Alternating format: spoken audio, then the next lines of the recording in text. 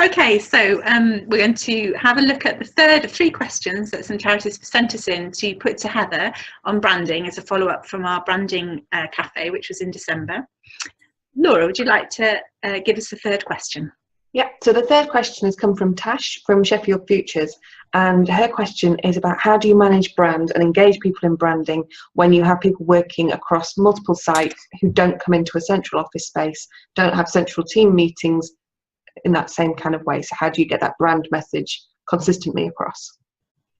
Okay, that's something that a lot of organisations, charitable or otherwise, will face.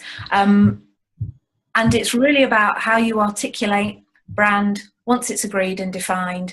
It's not just about sharing it with the outside world, but internally you have to share that too. People who work for an organisation are the best ambassadors for a brand, and they have to live and behave that brand in everything that they do. Otherwise it starts to look like a big fat lie. So it's essential that they're on board. A lot of organisations will produce a brand booklet as a kind of culmination of the brand project work.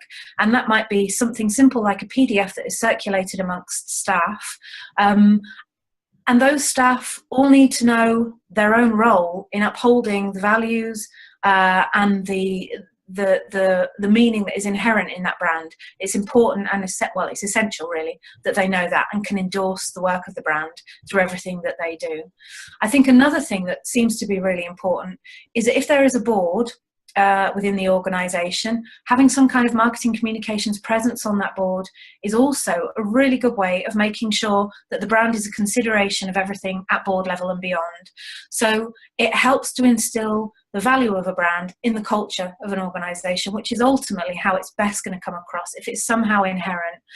And I think probably the third tip for making sure that your brand is articulated across your organisation, no matter where people are, is to involve people who are away from the centre of the organisation in the brand planning process. So sticking them at the heart of the process means that the product belongs to them. You can achieve a much greater buy-in if you've spoken to people about their perceptions and experience of your organisation and brand as part of that branding process. So get their input, get their take on things, share the journey of the project with them, take them on board and take them along throughout that process, and make sure that they understand that they are connected to the beginnings of the brand. It's come from them, and it is their job as well to enforce that through everything that they do on an ongoing basis. And would you see any role perhaps in job descriptions? And yeah, that's a really good point.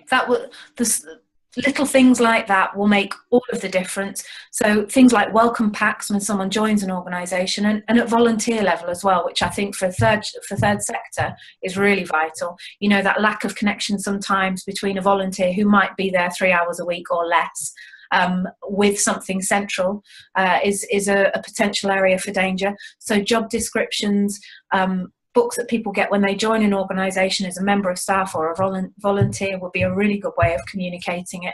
So brand, when it works well, is inherent in an organisation, partly because it's come from it, but also because there's that cyclical kind of relationship. It has to feed the value of it, and it has to feed evidence of it. So yes, job descriptions, anything like that just keeps people tuned into what their brand means and their role in underpinning that. Great.